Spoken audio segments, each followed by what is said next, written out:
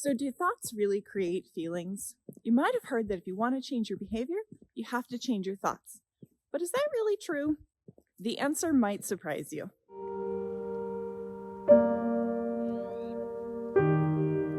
Hi, beautiful humans. I'm Sukie Baxter, founder of Whole Body Revolution, where I help you to rewire yourself for greater health, happiness, and success. If you're new here, make sure you click that subscribe button and hit the bell to get notified so you never miss a video update. And anything I mention in this video, you can find linked in the description box below. Okay, let's get into it. So if you are wanting maybe to achieve some goals or become more successful in any endeavor, whether it's business or athletics, or even just improving your relationship with yourself or with other people, you've probably heard that mindset is everything. You've probably been told that you have to think positively because that's going to change how you feel, which will then allow you to make different decisions and act in a different way. We definitely know that we are emotionally motivated creatures. We act on our emotions all the time.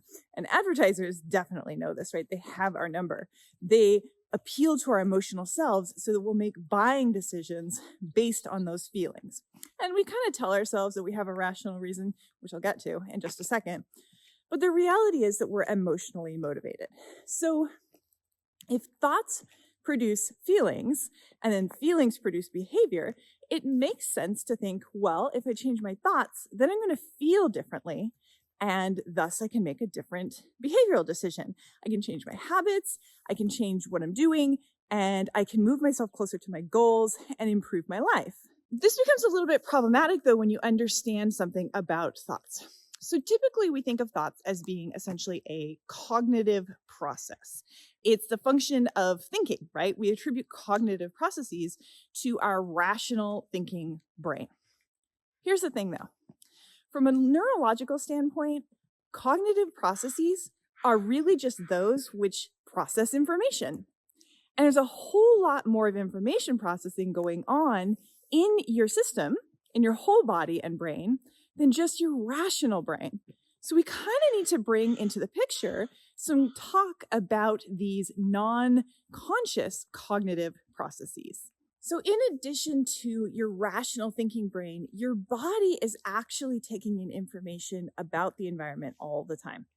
Through your sensory channels, through all of the ability to smell things and hear things and feel touch, and also to perceive movement. We have another sense, a sixth sense, that's our sense of body movement and our ability to read other people's movements and their intentions.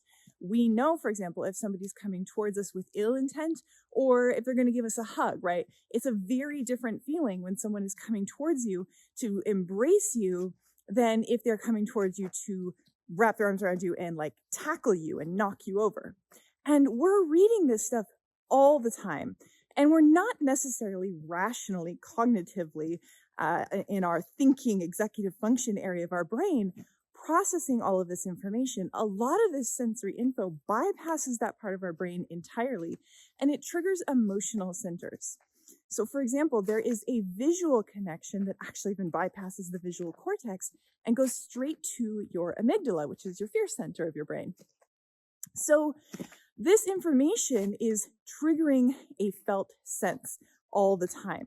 And our sensory system is really good at reading context. It helps us to recognize situations that are similar to circumstances or situations that we may have experienced in the past so that we can short circuit the decision-making process and actually respond to a situation quickly and efficiently without having to burn a lot of energy, sitting down and interpreting the situation. For one thing, that's not very helpful if you need to respond quickly to a situation that's dangerous. If a bear jumps out of the woods at you, you don't want to sit down and have to think about this bear and wonder if it might be a difficult situation for you or a dangerous situation, because the bear is going to get you. You want to be able to respond to that very quickly. But on a much more subtle level, we also need to be able to respond to situations that help us to stay connected to people. We need to be able to read people's intentions and their moods and to navigate social circumstances. And if we had to do that on a conscious level, like I said, it would be really time intensive, but it would also be extremely energy intensive.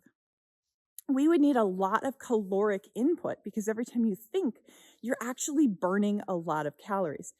So our bodies and our nervous systems function to help us automate behaviors that allow us to stay safe, both physically and also connected. So safe emotionally, safe within our communities. There's actually a theory put forth by a researcher by the name of Antonio Damasio, who is a neuroscientist, and he did a lot of research on emotions and decision making. And what he found was that people who have damage to an emotional center of their brain actually have trouble making decisions. And he put forth a theory called somatic marker theory. And what somatic marker theory means is that we're actually referencing the felt sense, so the physical experience, not necessarily just the emotional experience, but the physical experience of an emotion. And that helps us to short circuit the decision-making process, which allows us to make decisions based on our past experiences much more quickly and efficiently. And like I said, what Damasio and his colleagues actually found out is that when people can't reference this felt sense, when they don't have these somatic markers, this emotional experience, this felt sense of the emotional experience, it's impossible for them to make a rational decision. Even if their logical executive function part of their brain is totally intact and totally working, and there's nothing wrong with that, they're unable to make these decisions. So we're actually referencing our physical felt sense to help us to navigate the world all the time. And in fact, your rational thinking brain actually is kind of just narrating this experience. So your body will take in information and send these sensory signals to your brain, and your brain assimilates all of that information, and it pumps out a story to explain how you're feeling. We think that we're behaving in response to a feeling that was initially triggered by a thought. And therefore, changing the thought will change the feeling, and that will give us the chance to change the behavior. But actually, that feeling was probably triggered by somatic info, by sensory info that bypassed your rational thinking part of your brain entirely and went directly to the emotional part of your brain. So just to give an example of this, if you're cognitively, linguistically telling yourself, I'm totally safe right now, but your body is finding signals in your environment that reference an old experience where you weren't safe, then you're probably going to experience some heightened anxiety and heightened stress. And no matter how much you try to talk to yourself and talk yourself out of feeling that stress, if those sensory signals are triggering the emotional centers of your brain, you're probably going to feel some shakiness, some fear, some uncertainty, and some concern. Now, whether or not you're actually safe is definitely a question that needs to be considered. What tends to happen in cases of stored stress and trauma in the body, for example, is that you physically are in a safe environment currently, more or less, but your body still feels frozen or stuck in a time when you weren't safe, when you were experiencing some threat or perceived threat to your survival. And so the sensory info going into your brain is telling your brain that you're not safe. And so that will create anxiety that you can't rationalize your way out of. So the takeaway here is that, yes, if you want to change your life, it is absolutely important to focus on positive, empowering thoughts, because that does matter.